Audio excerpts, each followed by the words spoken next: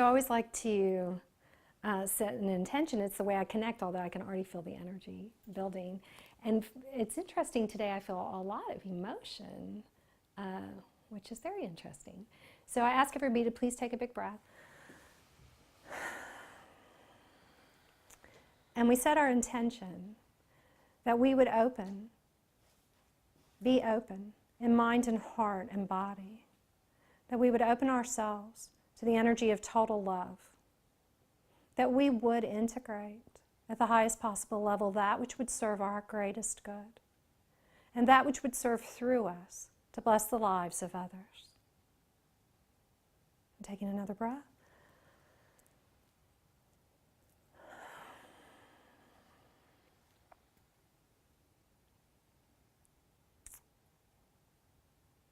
And we welcome you, and we are pleased to answer any questions that you might have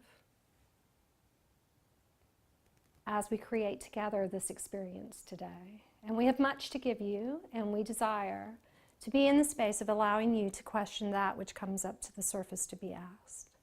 And so there is one of you who has a question that you've been waiting to ask, and we invite you to do that now.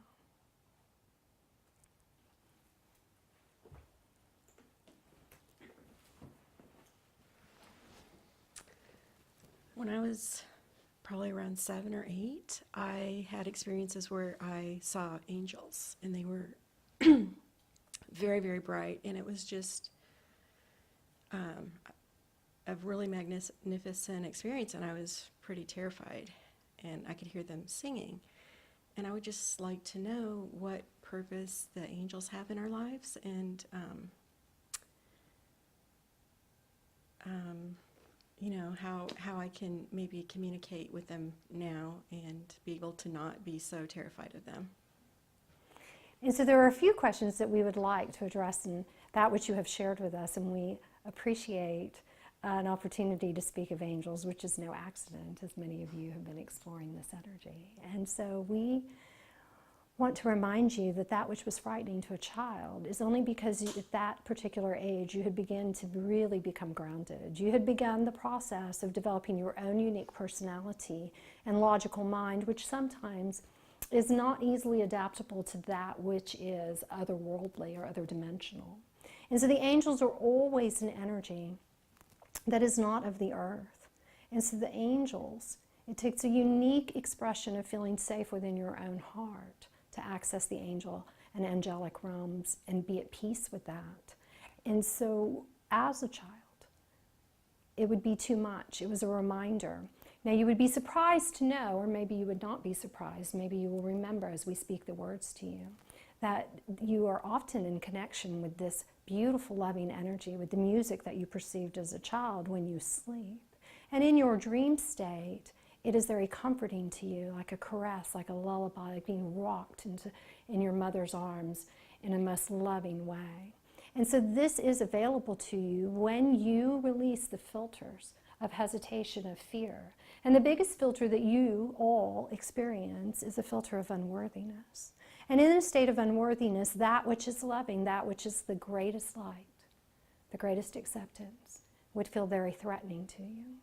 And so in answer to your question, how may you invite a more tangible, a more visible, a more feeling place, and even we think that you would like, more importantly, the clarity of direction from the angelic realm, it would be to practice self-love.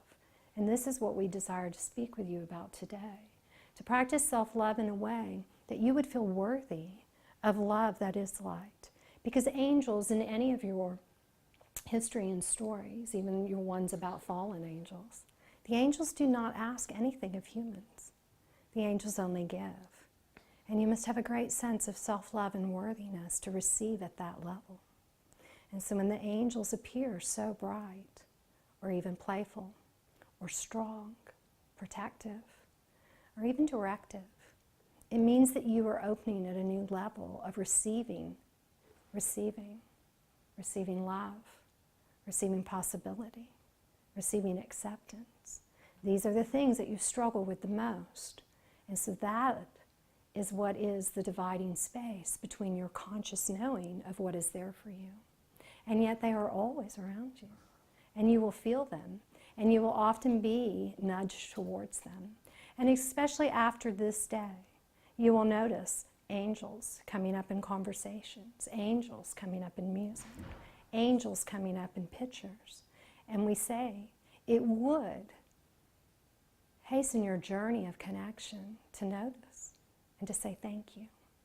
And we will take you through exercises this very day to help you align to that energy of worthiness so that you might feel, although it is always there, so that you might feel the energies that support you and love you and desire only to give you that which you are seeking on your journey. All of us in the other dimensions, in form or not in form, we admire your courage, your determination, your self-discipline to seek and to search and to ask. And yes, when you ask, you are answered. And yet it is very important that you watch, that you choose, that you utilize the frequency you're in when you ask the question. And so when you ask the angels to speak to you, and we know that you like to ask for very blatant signs, very loud signs, very clear signs.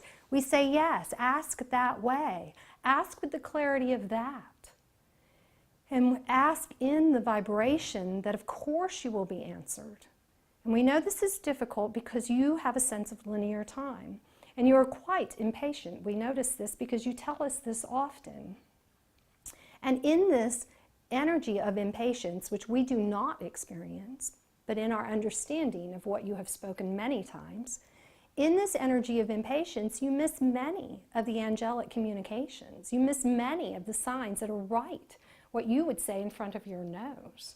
And so often now you will go back and you will see that you have old cards and old books and old things laying around that give you the messages you were asking for, and yet you could not see them at the time. And so it is very important that instead of expecting the angels to give you that which you desire, because they do not have the agreement to channel so much as many of the consciousness you will address do. You can have your angel readings, and yet the angels are not really committed to giving you anything other than love, anything other than support, anything other than a memory of how worthy you are and of the choices that you have made to explore this dimension. And so you will find that if you ask with clarity, state that which you are asking with clarity and with confidence, with positive expectation of being answered, and you will find that your concept of linear time will shorten in noticing the signs, in noticing the response, in noticing that which you are seeking. And then we invite you, as we are often, and we hear one of the words that is often used as we preach, but we are not preachers. As we often repeat over and over and over, as you do anything on your planet in this dimension is the way you accomplish everything.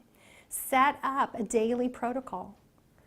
When you show consistency, when you make a long-term commitment of a daily action, you will teach yourself, you will guide yourself into belief. And when you have the belief, that of course, the angels are all around you. The angels are good. The angels are funny. The angels are sturdy and stable and consistent. Then you will have a great time receiving. Thank you. You're very welcome.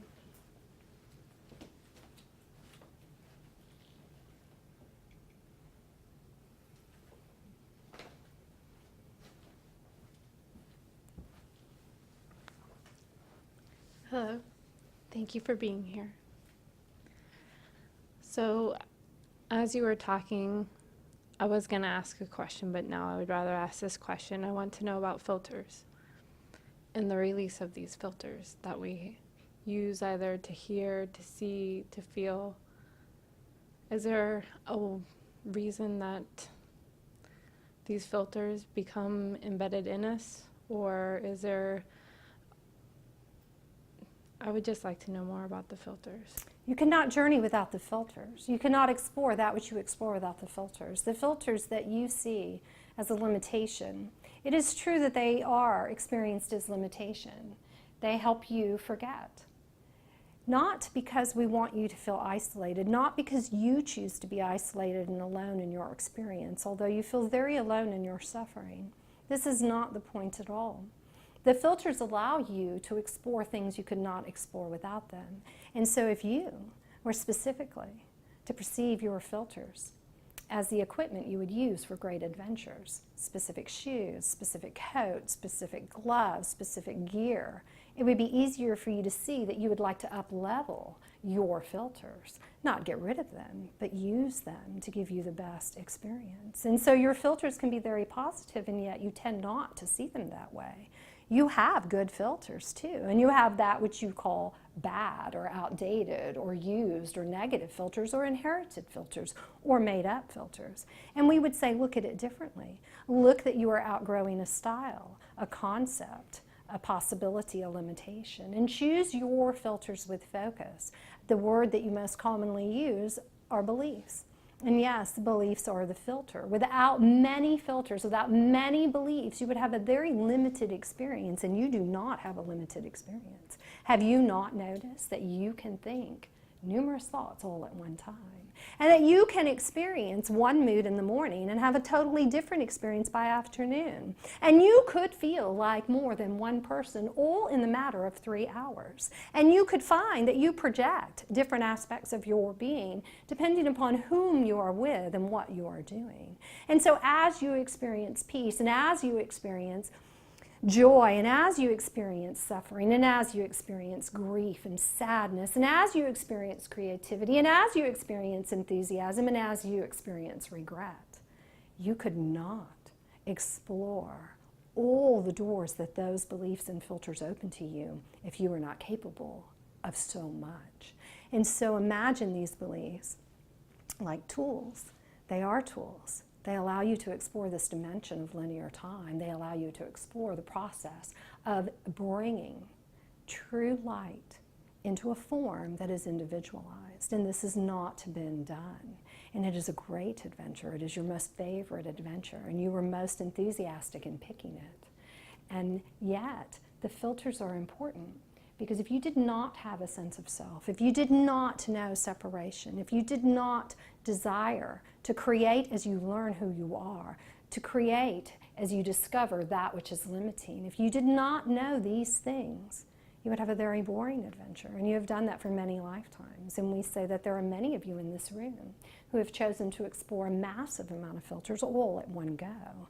And we see that you have forgotten that you thought that would be a great idea, and that you have forgotten that you might enjoy the intensity of it, that you did volunteer and say, pile it on, I'll work through that, and it will be greatly fulfilling when I master all these things. And you said, yes, give me the filters to forget, because then it shall be joyous in the discovering. And not only will I bless myself in the discovery of them, and not only will I pay forward the contribution when I create new filters, you knew that you would be a catalyst for great change by learning to manage your human thoughts, by learning to accept who you really are, this dynamic being of many frequencies and vibration, of light, of darkness, of contrast, of all these diverse filters in all different degrees, more than your human mind can comprehend. And this is who you are. And so the way that some of you who would know in this analogy, the way your protocols on your computers, like Photoshop, they get updated. And then suddenly you do not know how it works. And it is very frustrating. And you think, why did they change that which was working? What is the point? And we say, yes, it is all a reflection of this game that you have agreed to. And we use the word game because we encourage you to see it as a game, to see it as an adventure, to say that all of it are the tools, the shoes that would take you where you want to go, to climb to the heights that you are seeking.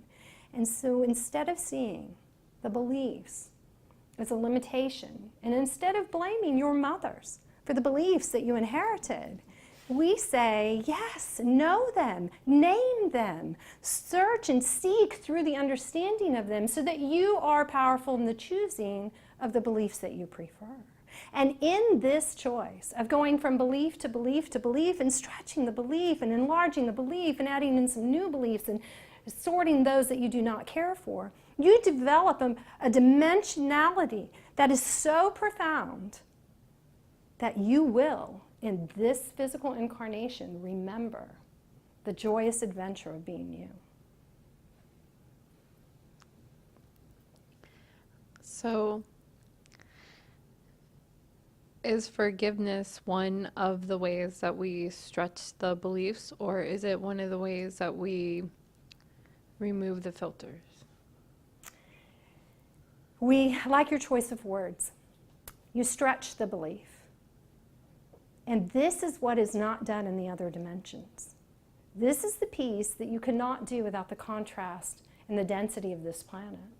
You cannot stretch the beliefs the way that you can here. Here, forgiveness is an energy form, is a consciousness form, which is what it is.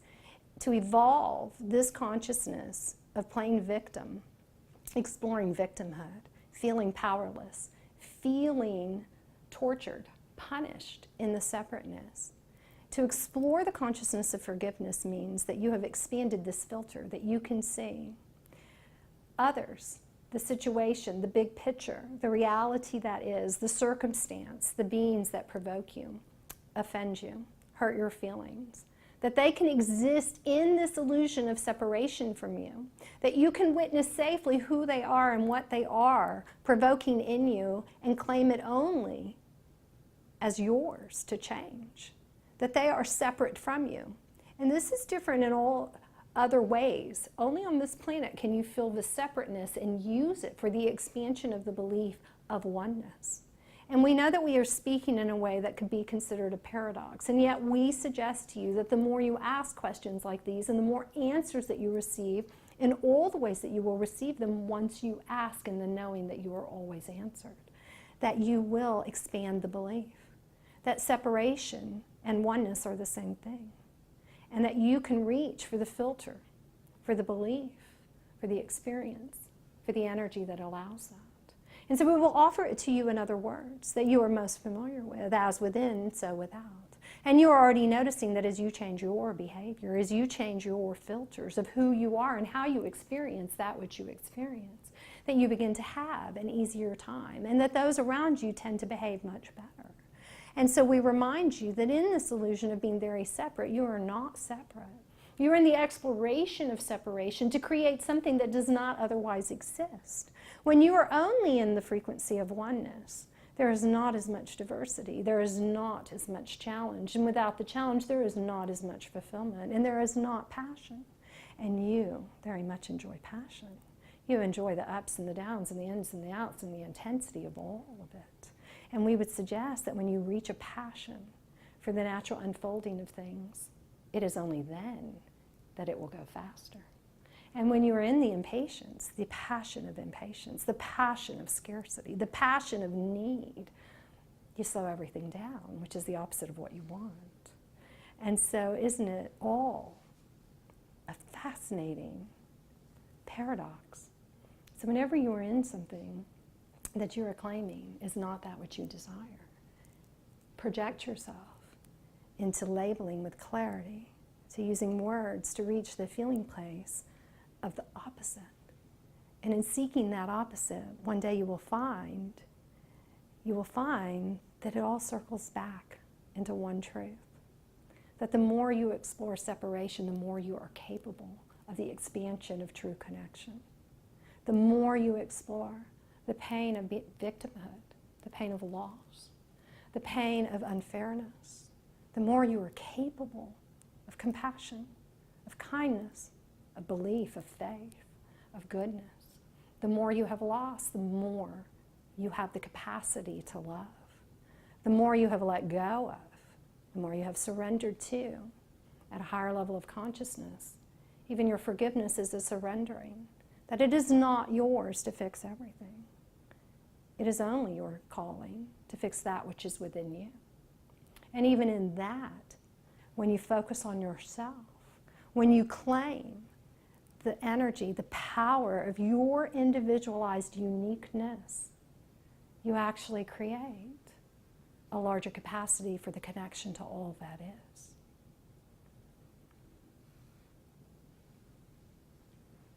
Thank you very much. I appreciate you immensely.